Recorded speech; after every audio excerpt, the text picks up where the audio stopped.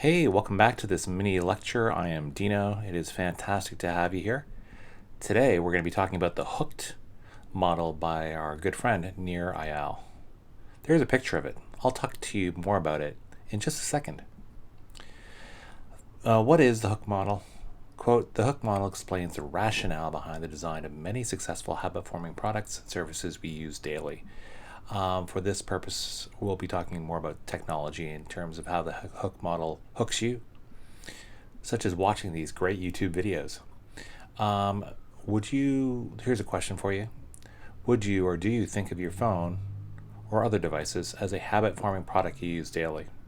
For many of you, once you think about it, you probably use your phone more than once daily. Maybe twice? Who knows? Here are the 4 steps. I'll start with the first one, trigger. Quote, a trigger is the actuator of behavior, the spark plug in the engine. So it gets you to start behaving. These triggers, quote, come in 2 types, external and internal. Quote, habit-forming products start by alerting users with external triggers like an email, a website link, or the app icon on a phone. How has tech triggered you? That's my question to you. You might want to pause for a second to think about it. I'm sure anyone that has a device like a phone, a laptop, etc., a tablet, I'm sure you've been emailed, sent a web link, or seen a little red mark on your app icon on your phone that has triggered you to engage with that piece of technology. Number 2 is action. Quote, following the trigger comes the action, the behavior done in anticipation of a reward. Quote, the simple action of clicking on the interesting picture in our newsfeed takes Barbra to a website called Pinterest, a pinboard-style photosharing site. Which actions do you engage in online? I'm sure depending on what you do online, you are going to be asked to do a number of different actions. For example, this question, our friend Barbra, who I didn't know about before reading this quote, you're often taken to things like a website like Pinterest, etc., to click on whatever is on that website. So again, any types of these interactions is a kind of action. Number 3, this is the really interesting one I think most people don't think about, is the idea of variable reward. What distinguishes the hook model from a plain vanilla feedback loop is the hook's ability to create a craving. Feedback loops are all around us, but predictable ones don't create desire. Then surprising response of your fridge light turning on when you open the door doesn't drive you to keep opening it again and again. I think it's your hunger. However, add some variability to the mix. Say a different treat magically appears in your fridge every time you open it, and voila, intrigue is created. How do you think your phones or platforms create a variable reward? I think the simple thing is sometimes you get a like or some other type of reaction to your online social media feed, like on a Facebook interface.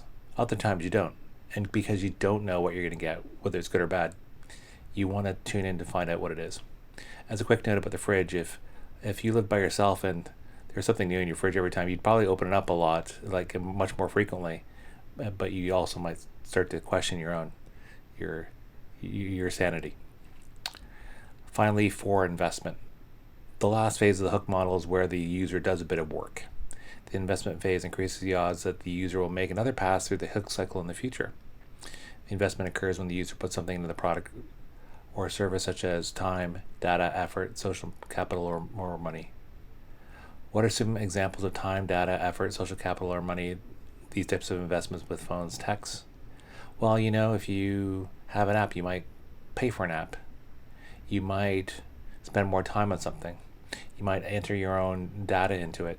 You might use your social capital by sharing it with a friend. There are a number of ways that we invest, and this sort of closes out the loop and makes you want to come back for more. I'll sort of close quickly with this app by our good friend Paul Graham. Quote, as famed Silicon Valley investor Paul Graham writes, unless the forms of technological progress that produce these things are subject to different laws than technological progress in general, the world will get more addictive in the next 40 years than it did in the last 40. Do you have any thoughts on that? Have you thought about the implications?